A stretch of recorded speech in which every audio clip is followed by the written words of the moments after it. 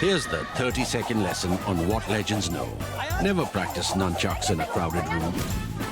Never eat chole before a road trip. Always take your shirt off before you iron it. Don't take a call near a swimming pool. And don't forget, saving is not investing. Legends don't just save, they invest in mutual funds. Mutual fund investments are subject to market risks. Read all scheme-related documents carefully. We are back to Putin's Russia today and thereabouts, essentially because such exciting quote-unquote things happen in Russia. This is stuff straight out of the days of the Cold War. For example, use of poison for assassinating people you don't like. So I'm sure all of you are familiar with the story of Alexei Navalny, the 44-year-old Russian dissident, journalist, whistleblower and politician who's been challenging Putin and who's been saying, let's kick out the thieves, etc., etc. So he had gone to Siberia, to Novosibirsk in Siberia. He took great care with his travel because he was worried about what happens to him. So he came to Tomsk, took a flight from Tomsk. Even in Tomsk, his staff took a bunch of rooms in a hotel, many more than there were people, so nobody would know which room he was in. After all that care, he made one mistake. On his way out from Tomsk at the airport, he stopped at something called Vienna coffee shop and bought a cup of tea. As soon as he drank that tea, some trouble started and flight was leaving. He went to the flight. Flight had not gone very far when it looked like he was going to, he was in a great distress. So flight was diverted to a town called Omsk, where he was taken out and taken to the intensive care unit of a hospital there. Now initially the doctors and others said this looks like a case of poisoning, but immediately, as it often happens, they changed the story. They said no, it doesn't look like poisoning and that our tests show it's not poisoning. Also many plants surfaced on official media saying that Navalny had had too much to drink the previous day and that he had a drinking problem.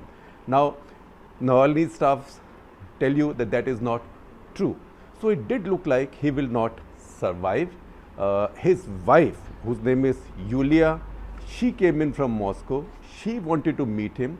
The hospital wouldn't let her meet him, saying that, how do we know you are his wife? Bring us the marriage certificate.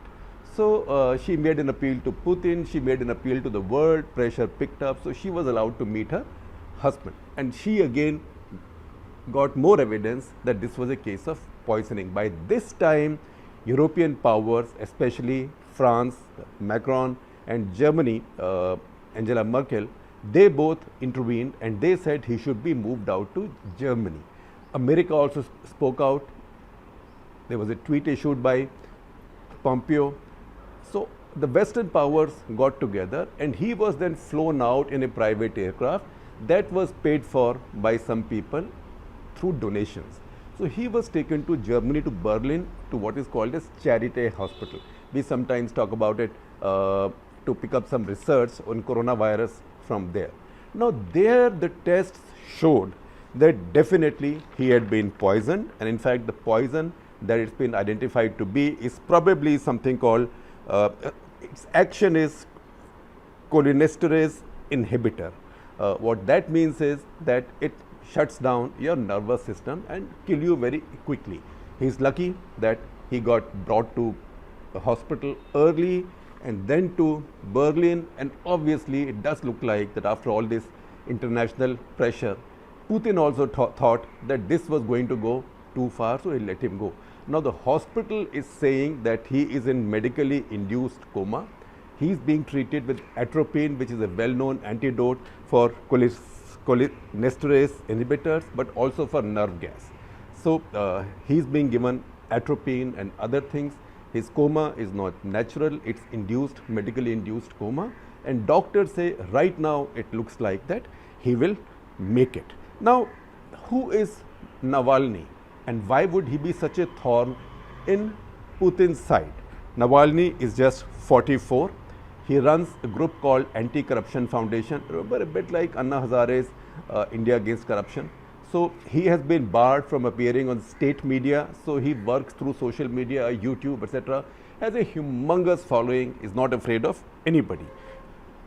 How unafraid he is? He's been jailed 13 times, and yet he is carrying on with his campaign. Now, I have a quote from John Herbst of Eurasia Center at Atlantic Council, who gives us some insight into why Putin may have wanted to take this kind of drastic action against Navalny right now. And he says the answer lies in Khabarovsk and Minsk. Now, Khabarovsk is a city on the easternmost corner of Russia. So, it's a Siberian city.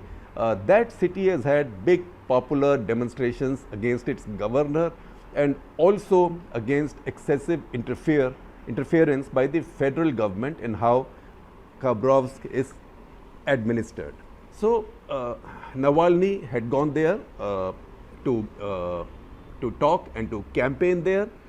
There's an election coming up in that region.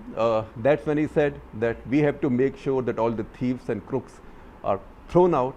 And Minsk is the capital of Belarus. I told you that we'll talk about Russia and thereabouts. So, Russia essentially a little bit about Belarus also, because in Minsk there have been massive demonstrations since the last elections, which a lot of people believe were rigged by the leader called Lukashenko. Now, Lukashenko, I don't know how good a title is that, but Lukashenko is now seen to be the only surviving dictator in Europe. He goes, Alexander Lukashenko, he goes 26 years back.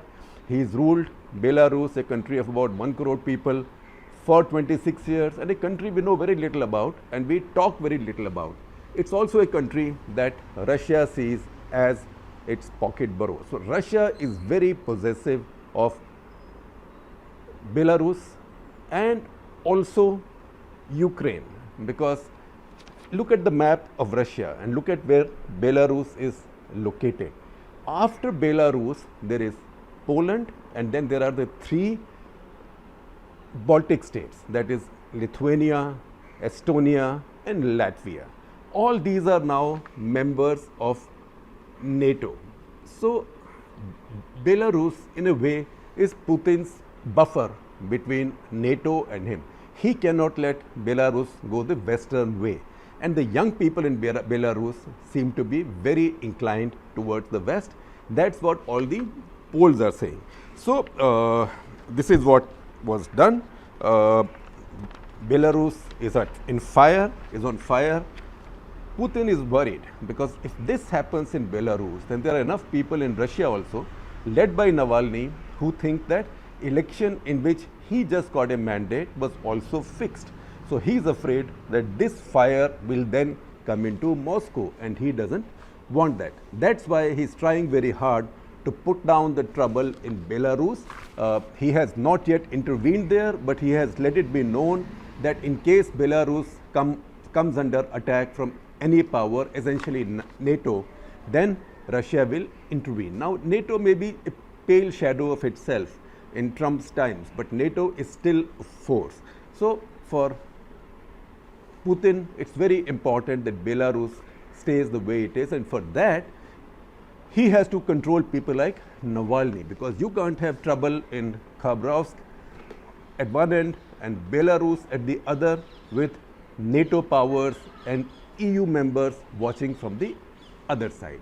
In fact, even when he intervened in Ukraine, there were peace talks with Ukraine. Those talks were held in Minsk, in Belarus, and Lukashenko had hosted those talks. So, he is the last of the great dictators of Europe, and he is not about to give up. Now, what is this business of killing people who you don't like and also killing them by poison? So, there is a couple of articles I'll share with you. One is by Yana Goshovskaya, who's a political scientist working on Russia, and this is an article in The Guardian where she suggests that it's not just Putin. In fact, there's a deep state besides Putin which carries out these activities. And she reminds us that Navalny earlier was doused in 2017, doused with a chemical dye. In fact, he lost most of the sight in one of his eyes. He also knows that activist Vladimir Kara-Murza, he was poisoned twice, 2015 and 2017. Then Anna Politkovskaya, an investigative journalist, she was poisoned in 2004, once again while boarding a flight, just like Navalny. She survived, but a couple of years later, she was assassinated in her apartment complex. So this is Putin's system seems to be, jo humse takrayega, choor choor ho jayega. Then there is the assassination of Nemtsov. Nemtsov was deputy prime minister under Yeltsin, and he was a critic of Kremlin now. 2015, he was killed outside the Kremlin, and government said he was killed by hired killers, what can we do? But his family believes that those hired killers were nothing but people sent by Ramzan Kadyrov, who's the head of the Chechen Republic and very much a Putin loyalist. So basically, he was given a supari on Nemtsov. There is also the case of a journalist called Ivan Golukov, who was charged, investigative journalist, who was charged with possessing illegal drugs. Now in Russia, acquittals are just about 0.25%. I think 0.25% are allowed to go so that the system doesn't look like a full sham. But he, for some reason, also because of a lot of international pressure, got acquitted. But he had a charge that could have made him spend all his life in jail or maybe executed. Now, since it's Russia, there is always the romance of the Cold War. So I'll tell you some of that. It's the sixth poisoning in 5 years, sixth poisoning of people Putin doesn't like.